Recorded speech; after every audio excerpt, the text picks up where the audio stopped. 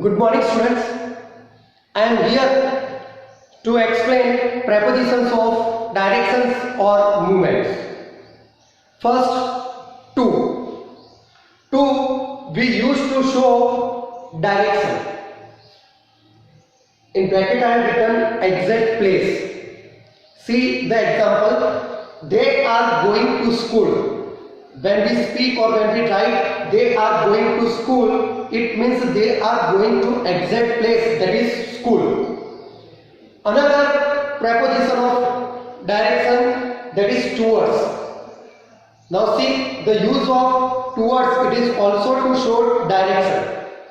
See the example, they are going towards school. Now see the difference between the first example and second example. In the first example we have used to, they are going to school, and in the second example they are going towards school.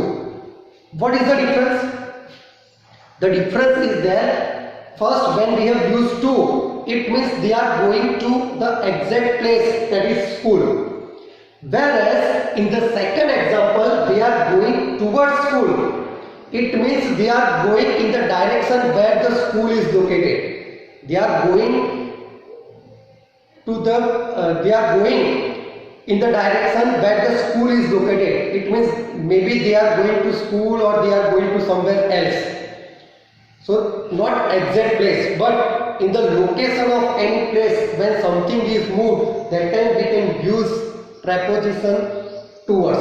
And when we going or when we want to show movement at a particular place, that time we use to. See these examples and learn the use of to and towards. They are going to school and they are going towards school.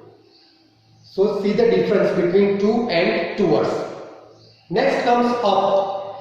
Up, it is used to talk about position in or movement to a higher or more important place or degree. Up, remember, up it is also adverb of place. Go up, that time up it is adverb, but up it is also preposition of place. Pull your socks up. So here up it shows direction or movement. Second, he is going up to London. Now see here, I have written he is going up to London. Here the meaning of this sentence is he lives in the country and now for more importantly or for higher degree, now he goes to London. So I have used here preposition up. Down as a preposition of movement or direction. Remember students, down it is also an adverb. When it is used as an adverb, it is not followed by noun. But when down it is used as a preposition, that time it is followed by noun. And down it is used that something or somebody to or towards lower place or positions. So it shows for movement or for direction, when we use down and it is followed by nouns, that time it is preposition of direction or movement. See the example, someone pushed him and he fell down the stairs. Someone pushed him and he fell down the stairs. Here down it is a preposition of directions or preposition of movement, as it is followed by the noun the stairs. Next comes into. Already we have studied preposition of place in. Now see the difference between in and into. When you read the example you will come to know. Now this preposition of directions or movements, they are used to show directions or movement, not the place. See that the use of into, that expresses movement of somebody or something towards or into something else. See the example, she has gone into the house. Now she has gone into the house, it shows the movement of going. It shows the movement of going. if someone asks where is she, that time she is in the house. If she is in, but when we say she is going into the house, it means the movement. We are focusing on movement. So here she has gone into the house. It shows movement, that going inside the house. So we have used into. Next example, Helen came into the room. Helen came into the room. So here also into, it focuses on the movement of coming into the room.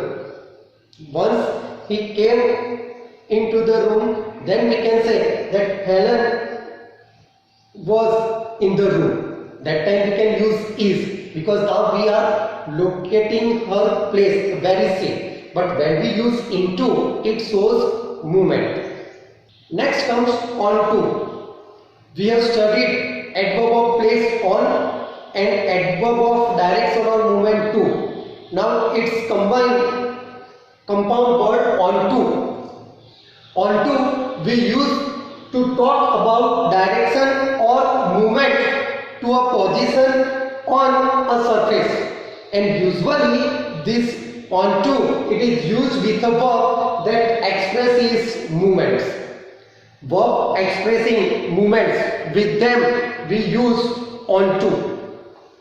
See the example, the cat climbed onto the roof.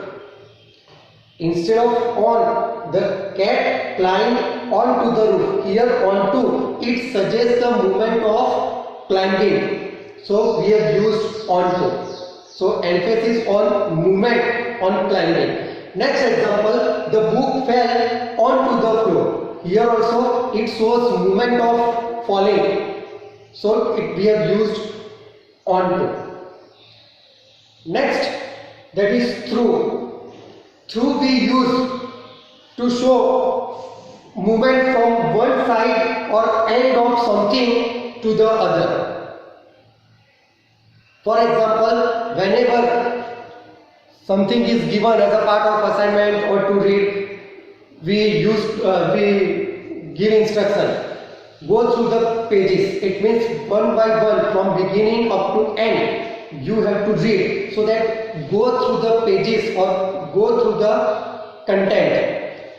They walk slowly through the woods, from beginning of the woods up to the end point of the woods. So they walked slowly through the woods. Next, we drove the car through the tunnel. Here also see, we have used through. Along, we use to talk about movement on or beside a line. When movement side by side, for that we use along. For example, we walked along the road. It means we walked side by side to the road. Next, around. Around we use to indicate something or someone in a position or direction surrounding. For example, we walked around the temple. Another example, the earth goes around the sun. The earth moves around the sun.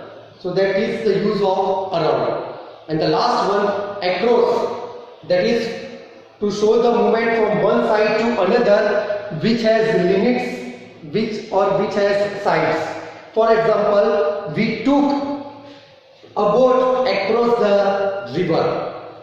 See the use of across.